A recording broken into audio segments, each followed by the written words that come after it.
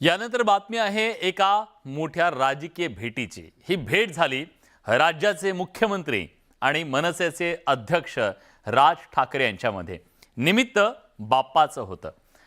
राज ठाकरे यांच्या घरी गणेश विराजमान झालेत आणि त्या गणेशाचं दर्शन घेण्यासाठी, बाप्पाचं दर्शन घेण्यासाठी राज्याचे मुख्यमंत्री एकनाथ शिंदे हे पोहोचले।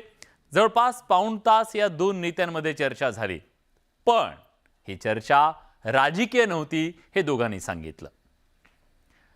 पण या दोन नेत्यांच्या भेटीनंतर राजकीय वर्तुळात नव्या समीकरणांची नांदी आहे का, असे राजकीय प्रश्न सुद्धा चर्चिले जात आहेत।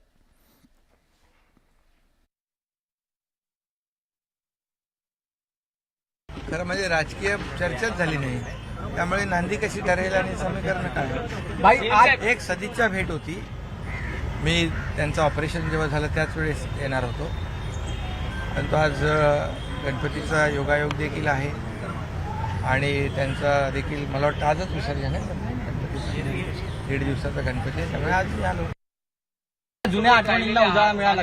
बिलकुल दिघे साहेबांच्या आठवणी देखील चर्चेमधून निघाल्या आणि जुन्या आठवणींना देखील उजाळा मिळालेला आहे।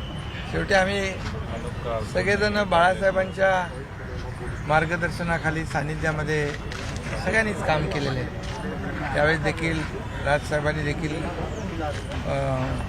बाळासाहेबांच्या मार्गदर्शनाखाली महाराष्ट्रामध्ये काम केलं। येणार आहेत मुंबईत, आपण त्यांची भेट घेणार आहात का? हां, आता ते देशाचे गृहमंत्री आहेत आणि शिवसेना भाजप युती आहे। आपल्याला माहिती आहे सरकारच्या पाठीमागे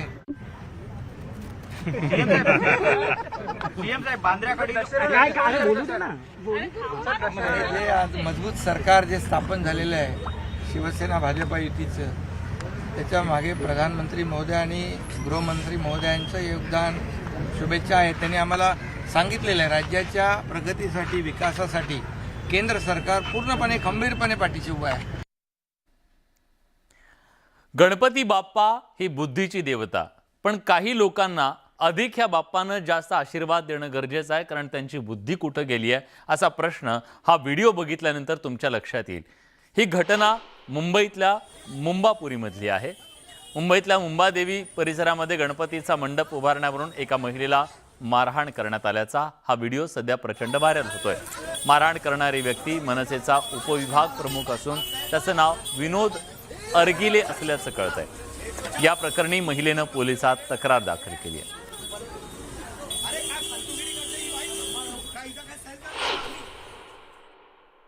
पक्षाचा जिथे जो बॅनर गेट लागत होता, ती महिला तिथे अडथळा निर्माण करत होती। ही महिला बेकायदेशीर फेरीवाले तिथे बसवते की 7 ते 8 व त्यांचे ती महिन्याला काही पैसे घेते। परंतु या प्रकार घडण्यामागे तिने येऊन तिकडचा जो वासा होता लाकडाचा, तो वासा तिने ढकलण्याचा प्रयत्न केला। जर तो वासा पडला असता तर अनेक लोक तिथे जखमी झाले असते। त्यामुळे प्रसंगावधान राखून विनोद अर्गिले यांच्याकडून अनावधानाने हा प्रकार घडलेला आहे। तरी आम्ही कुठचंही याचं समर्थन करीत नाही आहोत। स्वतः ज्या महाराष्ट्र नवनिर्माण सेनेचे जे पक्षप्रमुख आहेत सन्माननीय राजसाहेब ठाकरे, हे 100% या गोष्टीकडे गांभीर्याने घेतील असं आता सर्वांनाच वाटतंय आणि अशा कार्यकर्त्याची हाकलपट्टी व्हायला पाहिजे। कारण एक ज्या वेळेला अशा गोष्टी घडतात तेव्हा इतरांनाही मग ते स्फुरण चढतं आणि नुसत्याच महिला नाही तर त्या सिनियर सिटीजन आहे। दहीहंडीच्या कार्यक्रमात भाजपनं मोठी आघाडी घेतली, शिंदे गटानं आघाडी घेतली आणि आता अशाच प्रकारची आघाडी गणेशोत्सवाच्या सुद्धा दरम्यान घेण्याचा भाजपचा प्रयत्न दिसतोय आणि भाजपनं आता हिंदुत्वाचा नारा अधिक बुलंद करण्याचा विचार केल्याचं दिसतंय। आणि त्याच अनुषंगानं मुंबईच्या विविध भागांमध्ये जे बॅनर सध्या झळकतायत गणेशोत्सवाच्या संदर्भातले, हे तेच तर दर्शवतायत। बघूया एक खास रिपोर्ट। भाजपचा निवडणुकीचा श्री गणेशा, गणेशोत्सवात भाजपचे होर्डिंग, दहीहंडीनंतर गणेशोत्सवात बीएमसीचं तोरण. पालिका निवडणुकीसाठी ठोकला शड्डू. दहीहंडीत भाजपनं मुंबईसह ठाण्यात चांगलीच आघाडी घेतली होती. आता गणेशोत्सवातही भाजपनं पुन्हा एकदा बाजी मारली आहे.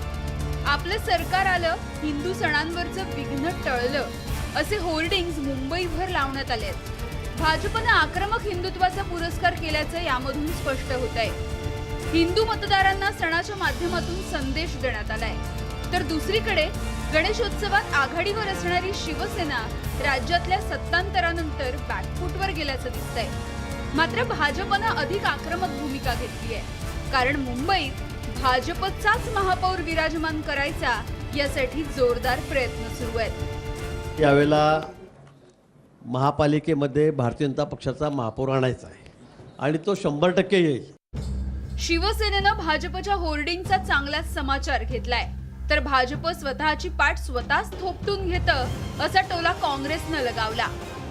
हे जेव्हा बॅनर फडकले गेले तेव्हा लोकांच्या प्रतिक्रिया मी ऐकले. म्हणजे उगाचाच सांगायचं म्हणणं नाही.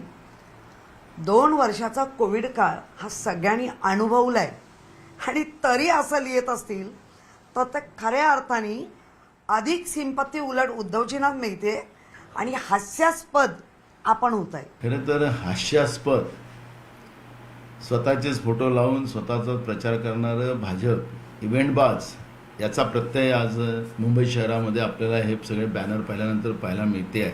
जनतेचं सरकार आलेले हे फोटो ते स्वतःच लावतात आहे आणि त्याच्यामुळे स्वतःची पाठ स्वतः ठुपटून घेण्याचा प्रत्यय भाजप प्रणित ईडी सरकारचा येतो आहे आणि ते त्यांचं दुर्भाग्य आहे. मुंबईतल्या मोक्याच्या जागांवर होर्डिंग्ज लावण्यात आले आहेत. बेस्ट बसेसवर सुद्धा जाहिराती लावण्यात आल्या आहेत. एकंदरीतच लवकरच मुंबई महापालिकेची निवडणूक जाहीर होण्याची शक्यता आहे आणि त्यासाठी भाजपनं चांगलीच तयारी केल्याचं स्पष्ट होत आहे. आता गणपती बाप्पा कोणाला विजयी करणार हे येत्या निकालानंतर स्पष्ट होईल. Bureau report, news 18 Lokmat. शिवसेनेत झालेल्या बंडाच्या वेळी पहिल्यांदा गुवाहाटीच्या दिशेनं जाणारे पहिले आमदार होते सांगोल्याचे शहाजी बापू पाटील. शहाजी बापू पाटील गुवाहाटीत गेले, तिथल्या डोंगराच्या प्रेमात पडले. पण आता मात्र तिथल्या शिवसेनेत, सांगोल्यातल्या शिवसेनेत आणि त्यांच्यातला राजकीय संघर्ष अधिक तीव्र झालेला आहे. आता शिवसैनिकांनी, तिथल्या युवा सैनिकांनी त्यांच्या विरोधात शड्डू ठोकलाय, तर दुसऱ्या बाजूला शहाजी बापू सुद्धा आक्रमक झालेत. त्यामुळे या दोघांमधला जो राजकीय संघर्ष आहे तो संघर्ष शमण्याचं नाव घेत नाहीये, तो अधिक पेटताना दिसतोय.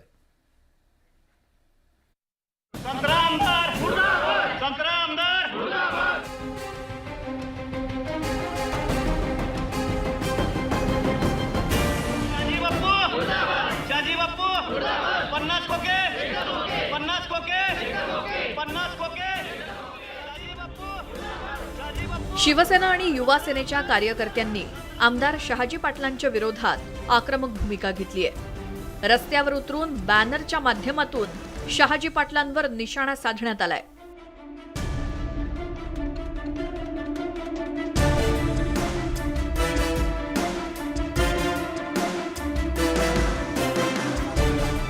पन्नास खोक्यांचा संदर्भ देत शहाजी पाटलांना खिजवण्याचा प्रयत्न करण्यात आलाय. संत्रा आमदार आणि जॉनी लिव्हर असं शहाजी पाटलांना संबोधण्यात आलंय. शहाजी पाटलांच्या दौऱ्याची करमणूक दौरा अशी देखील खिल्ली उडवण्यात आली आहे. तुमच्या सांगोल्यामध्ये रस्त्याची परिस्थिती काय आहे, मतदारसंघातली काय परिस्थिती आहे हे थोडं बघा. आणि तुमच्यासारख्या अशा लोकांना जर मंत्रिपद दिलं तर हे महाराष्ट्राची काय परिस्थिती होईल. महाराष्ट्र हा देश धडेल लागेल. एक मी युवा सेनेच्या वतीनं एक शिंदे सरकारला एक विनंती करतो की तुम्ही मंत्रिपद देताना एक व्यवस्थित आमदारांना मंत्रिपद द्या आणि तुमच्या एक आमदारांना शहाजीबापू असतील, ह्या शहाजीबापूला थोडं एक समज द्या की थोडं बोलताना थोडं तुम्ही व्यवस्थित बोला. शिवसेना आणि युवा सेनेच्या आंदोलनावर आमदार शहाजी पाटील यांनी तिखट प्रतिक्रिया दिली. मला बांधकाम करण्याचा प्रयत्न चालू आहे आणि याचं सूत्र सगळी मुंबईतून हालत आहेत याची मला जाणीव आहे. परंतु अशा या गोष्टीकडे मी लक्ष देणार नाही. माझ्याविषयी नाहक अशी आणि बदनामी करू नये. अशा बदनामीमुळं माझ्या राजकारणावर कुठलाही परिणाम होणार नाही. आमदार शहाजी पाटील यांनी शिंदे गटात जाण्याची भूमिका घेतल्यानंतर सोलापूर जिल्ह्यातील राजकीय वातावरण तापायला लागलंय.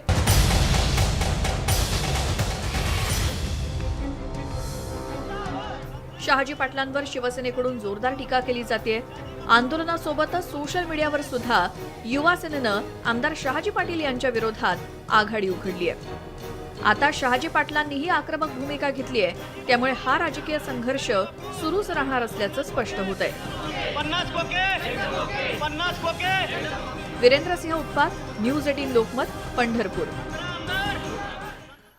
काँग्रेसचा